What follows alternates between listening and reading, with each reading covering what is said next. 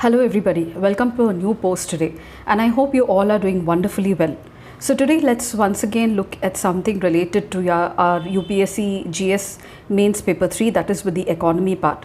So we all know that globalization made the world a single market, but it was during the pandemic time that we realized that anything that happens in one part of the world has its effects on the other part of the world, that somewhere is connected to it during with its economy or the trade. And so the countries realized that they had to make the internal market strong. And one thing related to this is to have self-reliance or have a good demand for the country's products in the country's market itself. And with this notion, the government of India came up with something called as vocal for local. Yes, and so from being a manufacturer of the world, make in India, to being a global supply chain, being the pharmacy of the world, being a major defense export of the world, and also being a net food security provider to the world, Government of India is also focusing on something called as the local market. So it's calling for self-reliance within the local market, that's the market inside the country, and asking the people to opt for more of make in India or made in India goods compared to the other goods of the other country. This is one way in which it can ensure the security of the manufacturing sector of the economy. But it is in this line that the Government of India launched a series of schemes, and one major thing in the post-pandemic period has been that related to Atmanirbhar Bharat. So let's look into something what is called a major scheme, especially related to increase the demand for local goods, which is called as the one station, one product. So from Make in India to being a part of the global supply chain, being as a manufacturing hub of the world, and also a major exporter, India aims to boost its manufacturing sector. But along with that, it also wants to increase the market for its own goods at home. And it was in this direction that the government launched a scheme called as the One Station, One Product. So recently, 728 railway stations across the states and the union territories have now been covered by the One Station, One Product, and this information was given by the Ministry of Railways. So what exactly is One Station, One Product?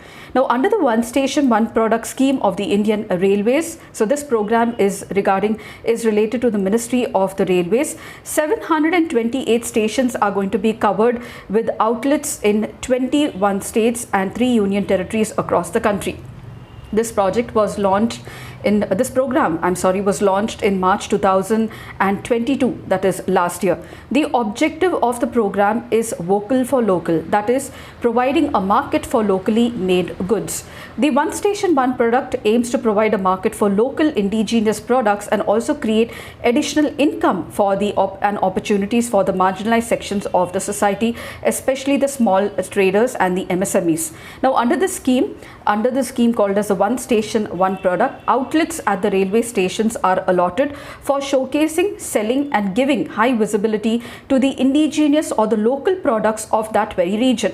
The One Station, One Product stalls are designed through the National Design Institute for Uniformity, and cumulative direct beneficiaries for March 2022 till this month is almost 25,109. The products under this category that are sold at the particular stations are handicrafts, artifacts, textiles, handlooms, traditional garments, and apart from that, local agriculture produced, processed, and semi-processed foods as well. Now, this concept is mainly aimed to popularize the local indigenous products of that very region or a state or a local market at the railway station that is located in that city and the state, to provide an opportunity to the passengers to not only know about the local products but also the rich heritage of the country, and also to make them purchase these products, and this will create additional income opportunities for the marginalized sections of the society with the Ministry of Railways participation. The focus of the sale and promotion is on a product that is very, very unique to that area. Now, the duration of the stall in this for this products will be 15 days at a very, very nominal fee of ₹1,000. And if more than one application is received for a particular station, a priority roster will be made and established through a draw of lots, and this will continue till all the applicants in the priority roster get exhausted. giving a chance to each and everyone. Now, for example, in the Mysore division of the Southwestern Railway, which extended the concept of one station, one product, to 67 stations across Mysuru, Chamarajanagar, Hassan, Mangaluru, Madikeri, Tumakuru, Shivamoga, Chikmagaluru, Chitradurga, Davangere and Haveri districts have come under this jurisdiction. Now, from savoring the very delicious Benny Dosa at Davangere railway station and purchasing something called as the Mokalmuru saris to buying a spice, the copra products of Ariskere from purchasing coffee in Hassan to the Nanjangud Rasibele at the Nanjangud town, all these products will be locally available for the people and the passengers who have a bypass from that station to purchase these locally products, not only boosting their reach throughout the country but also giving a new avenue of income for the local producers. Now, the Kanchipuram sari, the Ranipet leather products, the Tirubhuvam saris and the Tanjavur paintings were some of the very famous products that were sold under the one station one product scheme in the South Railway division of Chennai. So let us look into how did this concept of vocal for local come into. So I'm very sure if one of you is really having a trading business or is very good with these locally made products, you can definitely put your application at the railway station that is nearby to your very business. So let's look into from where did this concept of vocal for local come out. So this is a part of the Atmanirbhar Bharat Abhiyan, or the Self-Reliant India, which is a vision for new India as envisaged by the Honorable Prime Minister Narendra Modi. Now, this campaign popularized by Prime Minister Modi and the Government of India is in relation with the economic development in the country, mainly to boost the manufacturing sector and the local market in the aftermath of the COVID-19 pandemic, which hit global markets in every country and also stalled the global supply chains. Now, there are 5 pillars of Self-Reliant India, and one of them gives a boost to vocal for local. So the first pillar is economy, and the second one is infrastructure, third is system, fourth is democracy, and the fifth is demand. So demand for the local products, which is called as vocal for local. Now, vocal for local has become the latest trending slogan not only in the government but also in many private areas as well, because it gives a boost to the private industries at home. And this is mainly the benefit of the post-pandemic period, which has actually helped India to emerge as a green spot among the stressed nations all over.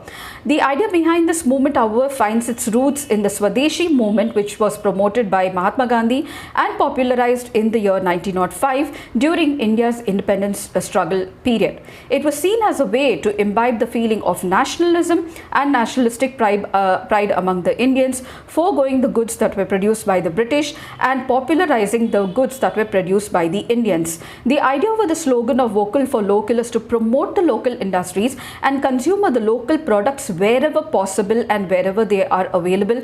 This will not only have the long-term effects on the demand, but it will also develop the domestic industries and also give an opportunity to boost the exports in the country, making the country self-reliant or Atmanirbhar. This will also help in upscaling production, and eventually Make in India will create the manufacturing center of the world in India, and apart from that, giving a big boost to the MSMEs and most importantly employment for the people of the country. Now, there have been many steps for the government apart from this program called as the Atmanirbhar Bharat and also its slogan for vocal for local. So the boost to the manufacturing sector in the country has been mainly number one through the Atmanirbhar Bharat packages, introduction of production link intensive incentive schemes for various products, almost touching up to 14 products now. Incentive investment opportunities like the National Infrastructure Pipeline, National Monetization Pipeline, India Industrial Land Bank, Industrial Rating Market System, National Manufacturing Zones, Special Economic Zones have been, the conditions for the Special Economic Zones have been relaxed, Single Window Clearance System, and many more infrastructure projects and also economic corridors to allow seamless movement of the goods and services throughout the country. So this is one way of how the government is really looking to boost the local market, which will not only help boost employment but also manufacturing and achieve the goal of India to be a major export destination and also a major participant in the global supply chain. I hope this information was really helpful to you all, because let me tell you, manufacturing is still not on par with what the potential of the country is, and we still are more an agriculture and a service sector economy. So manufacturing needs a boost, and that's why the government is also increasing the capital expenditure of the country, the biggest example being the present budget of this very year. I hope this information was really helpful to you all, and if you did like, please do share, like and subscribe, and don't forget to comment, and I shall see you in my next post. Until then, please do take care of yourselves and happy learning.